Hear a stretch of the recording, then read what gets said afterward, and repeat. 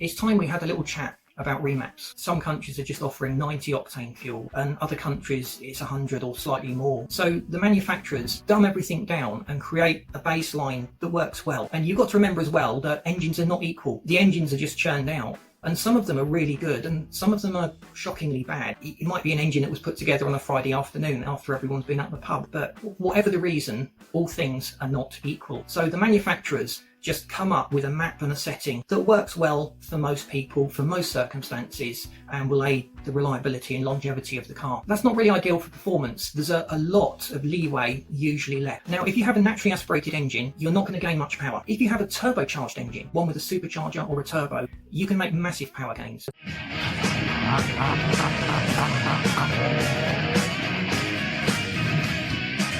And we've seen remaps gaining 30–40% extra power. So are all remaps the same? They're not. How do you extract the precise amount of performance your engine can offer? The only way of doing it is to have your car set up on a rolling road. So by maxing out everything on a rolling road, you will see very good power gains. But the downside is you've lost a little bit of that leeway. We've often seen people who've had cars remapped for a specific fuel, and if they don't use that correct octane of fuel, you get all sorts of other problems and issues cropping up. So a lot of remapping companies out there are what we would call slave remappers, and they'll get a template from another company and just slot it in and download it back to your car. That will give you a performance boost, but in the main, these guys don't know your engine very well. You'll still be getting a generic map. It'll be better than the factory map, but not quite as good as what you would get on a rolling road. Some ECUs can't be mapped. Some people find that their warranties are void if they've had the car remapped. So you remap your car, you have problems with the turbo, you go back to get a warranty claim. The first thing they're going to say is, you've had this remapped, it's not our fault, that's on you. So for people in that situation, those that can't have their car mapped, the option is to add a tuning box. So these plug in between the ECU and the engine sensors. They're not all equal. There's some really rubbish boxes out there with just one connection, and all that does is dump more fuel into the engine. So you will make more power, but it'll be more sooty. We will say though that with remaps,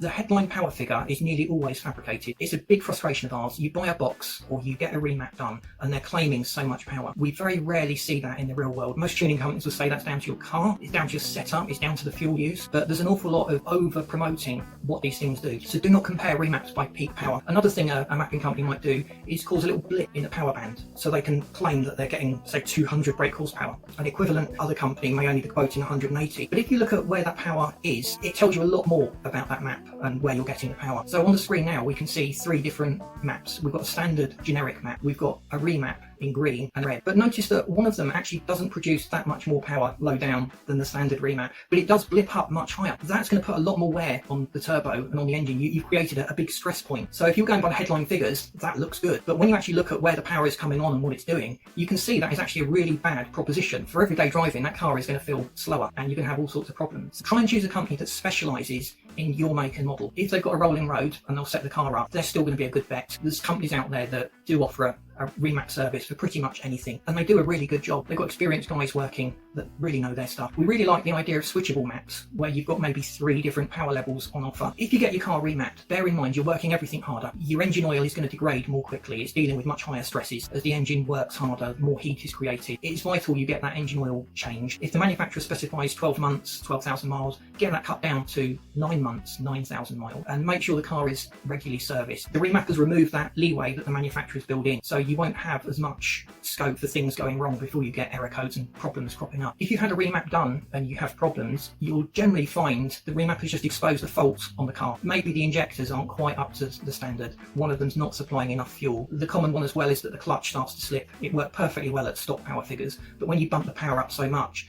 that stock clutch that was just hanging on and doing a good job just couldn't cope, so it starts to slip. So don't always blame your remapping company for problems that happen with the car. In most cases, it just turns out to have exposed a fault in the car, and you start to appreciate why the manufacturers are careful when they set the mapping. So you will be working everything harder. We've seen people with very aggressive maps start to have turbo failures. That seems to be quite a common issue with aggressive remaps, particularly if the mapper has peaked the turbo to create a massive power spike to get that headline figure that grabs people's attention. So is it worth getting a remap done? Definitely. It's free power on offer. Be aware that you're going to need to service the car more regularly. You've not got the leeway the manufacturers build in, so if you don't make maintain your engine at peak efficiency. You will hit problems, you will have issues, you might find your clutch struggles to cope with all that extra power. But one thing we have learned is you can never have too much power. There's always that need for a little bit more. And if you've done other mods, you've already taken your car well away from what the manufacturer designed and built into the ECU program. So there's a lot of benefit to be released if you get your car remapped to take into account all of these other mods. The remap though should be the last mod you do. It's the one that ties everything together and makes it work really well. So remaps are not all equal.